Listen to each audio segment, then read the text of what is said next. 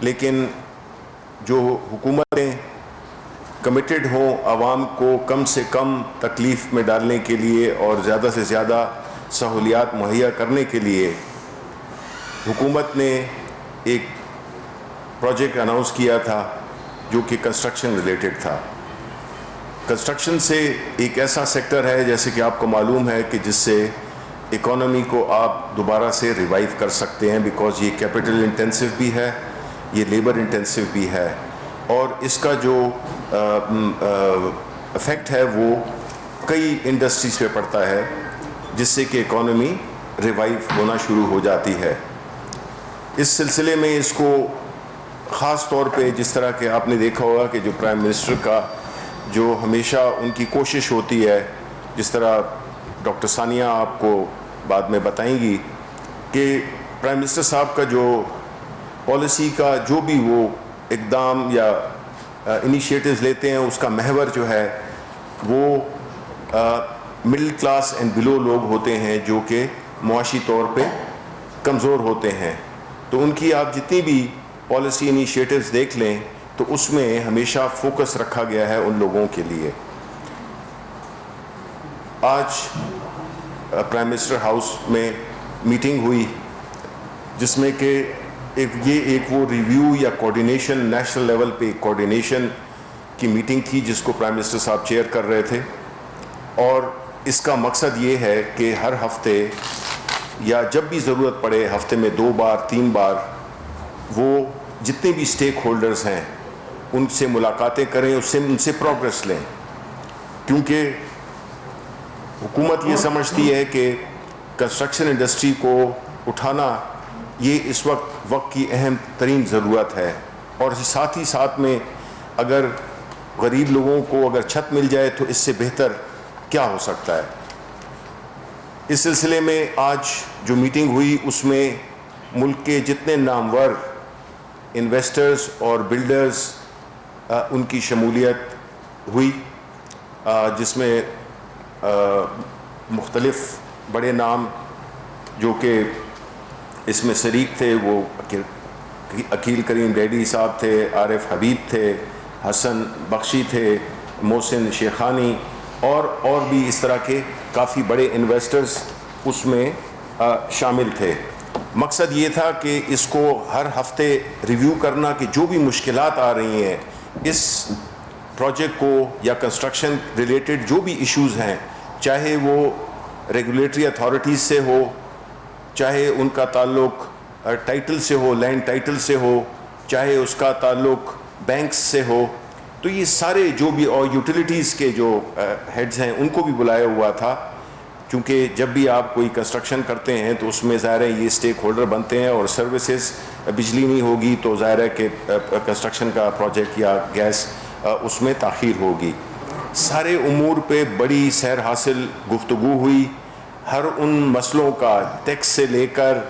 اور یہ جتنے بھی ایشوز ہیں جو کہ اس کو آگے بڑھانے میں مددگار ثابت ہو سکتے ہیں، ان کی تجاویز، اور بڑی اچھی اچھی تجاویز بھی آئیں۔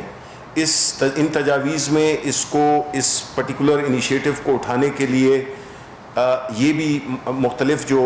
تجاویز آئیں، اس میں یہ بھی ایک بڑی اچھی تجویز تھی، جس میں کہ ہم اپنے جتنے بھی کنسٹرکشن پروجیکٹس ہیں ان کا انٹرنیشنل روڈ شو کریں، جو باہر پاکستانی ہیں ان کو انویسٹمنٹ کی چانسز دی جائے، اور ان کے لیے فیسیلیٹیشن کا بھی پیدا کیا جائے کہ ان کو وہ وہاں پہ بیٹھے ہوں، لیکن یہاں پہ جو ادارہ ہے وہ ان کی جتنے بھی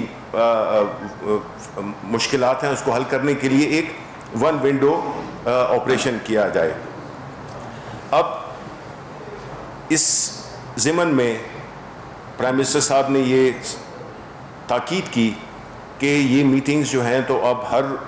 2-3 روز بعد ہوا کریں گی، کیونکہ ظاہر ہے کہ یہ ایک اتنا بڑا پروجیکٹ ہے اور اس کی اتنی اہمیت ہے اس ملک کے لیے اور ان غریب لوگوں کے لیے جن کے لیے یہ بنایا جا رہا ہے، لیکن کنسٹرکشن انڈسٹری سے جو بھی تعلق رکھتا ہے، چاہے وہ خریدار ہو، چاہے وہ بنانے والا ہو، بلڈر ہو، کیونکہ اس بات کو ذہن میں رکھنا بہت ضروری ہے کہ یہ جو اس وقت جو یہ فیسلٹی ہمیں ملی ہوئی ہے، IMF کہہ لیں یا FATF کہہ لیں، انٹرنیشنل جو ایجنسیز ہیں ان سے جو ہمارے پاس کووڈ کی وجہ سے جو ایک ویور سے ملے ہوئے ہیں ان کے ہمارے جو ایکچوئل جو پالیسی ڈیسیژن ان کو امپلیمنٹ کرنے کے لیے وہ 31 دسمبر تک ہے. اس چھوٹی سی ونڈو میں جو کہ اب سے 31 دسمبر تک ہے تو اس لیے اس میں ہم ڈیلی کی بیسس پہ ادارہ تو 24 گھنٹے کام کر رہا ہے جو کہ یہ بنا ہوا ہے نیشنل کنسٹرکشن کے لیے جو بنا ہوا ہے ادارہ. تو انہوں نے جو بھی مشکلات ہوں گی جو بھی راستے میں جتنی رکاوٹیں آتی ہیں صوبائی لیول پہ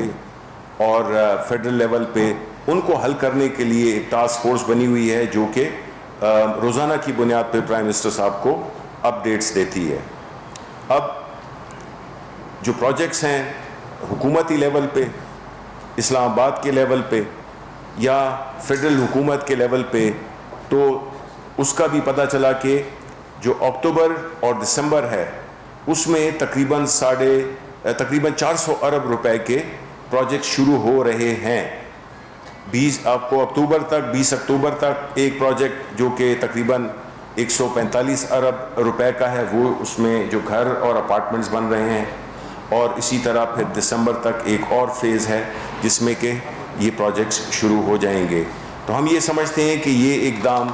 جس میں کہ بنیادی طور پہ سارے ان جو کنسٹرکشن شروع کرنے سے کہ جو مراحل ہوتے ہیں ان کو حل کرنے کے لیے ایک بڑی واضح اسٹیٹ بینک کے گورنر بھی تھے, سارے جو کنسرن لوگ تھے وہ بھی تھے, تو ہر چیز ٹائی اپ کر دی گئی ہے کہ وہ جبکہ کام شروع کرنے سے پہلے نقشے NOCs اور کوئی ٹائٹل کی ایشوز ہیں اس سارے سلسلے میں ایک بہت ہی ایک کلیئر کٹ اسٹریٹجی بنائی گئی ہے جس سے کہ یہ جتنے مسائل آتے ہیں اور لوگ ڈسکریج ہوتے ہیں اس پہ ہوا. پھر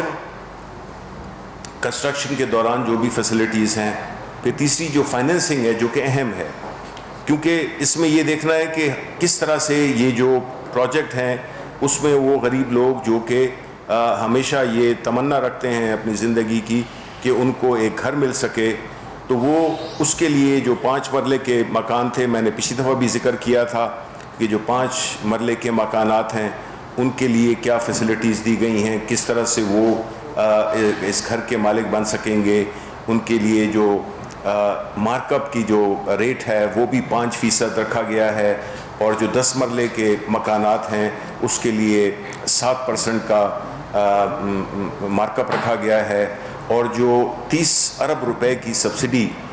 حکومت اپنی طرف سے دے گی جس میں کہ 3 لاکھ روپے ہر اس گھر پہ جو کہ اس کی جو قیمت وہ ہوگی جو اس کی قیمت ہوگی اس پہ 3 لاکھ روپے اوور اینڈ ابو جو مارک اپ سے جو فیسلٹی ہوگا اس سے 3 لاکھ روپے کی ایک سبسڈی بھی دی جائے گی. اور اسی طرح جو بینکنگ سیکٹر ہے اس میں جی دیکھیں بینکنگ سیکٹر ہمیشہ ایک تو یہ کہ ہمارے ملک میں یہ مارگیج کا جو سسٹم ہے یہ نہیں ہے. یہ سسٹم یہ ایک میں کہتا ہوں تاریخی پروجیکٹ اس لحاظ سے بھی ہے کہ یہ بالکل اس پوری جو ایک ہاؤسنگ کی جو انڈسٹری ہے اس کو یہ تبدیل کر دے گا کہ ایک انسٹیٹیوشنلائزڈ میکنزم کریٹ کیا جا رہا ہے جس سے کہ بینکوں کو کہا جا رہا ہے جس میں کہ اس وقت ان کی جو قرض دینے کی گھروں کی خرید کے لیے کیونکہ فور کلوجرز لا نہیں ہے اور بڑے مسائل ہیں, بینکس لینڈ نہیں کرتے ہیں کیونکہ غریب آدمی گارنٹی کہاں پہ دے گا, غریب آدمی کیسے ان کو سیٹسفائی کرے گا ان کنڈیشنز کو جو کہ ایک بینکر مانگتا ہے قرضہ دینے کے لیے. اس کے لیے بھی ایک میکنزم تیار کیا گیا ہے جس میں کہ اسٹیٹ بینک کے گورنر بھی موجود تھے اور اس میں اس سارے ان رکاوٹوں پہ بحث بھی ہوئی اور اس کے لیے فیصلے بھی کیے گئے کہ کس طرح سے کیا میکنزم ہوگا لوگوں کو آئیڈینٹیفائی کرنے کے لیے, کیا میکنزم ہوگا ان کو جلد از جلد یہ فیسلٹی دینے کے لیے, اور ایٹ دا سیم ٹائم وہ بینکس جس میں کہ اب کہا گیا ہے کہ وہ اپنا جو ان کا جو انویسٹمنٹ پورٹ فولیو ہوتا ہے پرائیویٹ سیکٹر کے لیے اس کا 5% وہ ڈیڈیکیٹ کریں گے ہاؤسنگ سیکٹر کے لیے جو کہ تقریباً 330 ارب روپے کا بنتا ہے. تو یہ وہ فاؤنڈیشنز ہیں, یہ وہ بنیادیں ہیں جو کہ ہماری حکومت رکھ رہی ہے ایک مستقبل کے لیے بھی, حال کے لیے بھی اور مستقبل کے لیے بھی, کہ کس طرح سے وہ ہر پاکستانی جو خاص طور پہ ویسے عام حالات میں گھر نہیں خرید سکتا وہ گھر خرید سکے گا. اور اس کی جو قسطیں ہیں اس کو بھی ہم نے اس طرح سے ڈیزائن کیا ہے کہ جو اس کی کم سے کم وہ اس کو قسط ادا کرنی پڑے اور وہ قسط اس کی کیپیسٹی ہو اس میں اس کو وہ دے سکے آسانی کے ساتھ. تو مقصد یہ ہے کہ یہ ایک ایسا پروجیکٹ ہے جس کو کہ بڑی ہی باریکی سے دیکھا گیا ہے. پرائم منسٹر صاحب ڈیلی بیسس پہ اس کو پرسو کرتے ہیں, اس کو فالو اپ کرتے ہیں, اس میں جو بھی مشکلات ہیں وہ ساری چیزوں کو وہ سٹریم لائن کر رہے ہیں. اور اس میں ہم نے تقریباً ڈیلی بیسس پہ اس میں امپرومنٹ یا مسائل کے حل کے لیے میکنزم تیار کر لیے ہے. پولیٹیکل ول بھی ہے پرائم منسٹر کی اور ان کی جو ٹیم ہے. تو ہم یہ سمجھتے ہیں کہ یہ ایک ایسا ایک پروجیکٹ ہے, ایک ایسا انیشیٹو ہے کہ جس کی شروعات آلریڈی ہو چکی ہیں. آپ نے دیکھا ہوگا کہ CDA کی آکشنز جو ہوئی ہیں وہ بھی بڑی کامیاب گئیں اور تقریباً سارے جو بھی پلاٹس تھے وہ ایک اس قیمت سے زیادہ میں بکے جن سے جو کہ CDA توقع کر رہا تھا. تو مطلب ہے کہ یہ ماحول بن چکا ہے. اب انشاءاللہ اس نے آگے چلنا ہے بیکاز اس میں روزگار بھی ملے گا, اس میں اکانومی بھی ریوائیو ہوگی اور اس میں غریب لوگ خاص طور پہ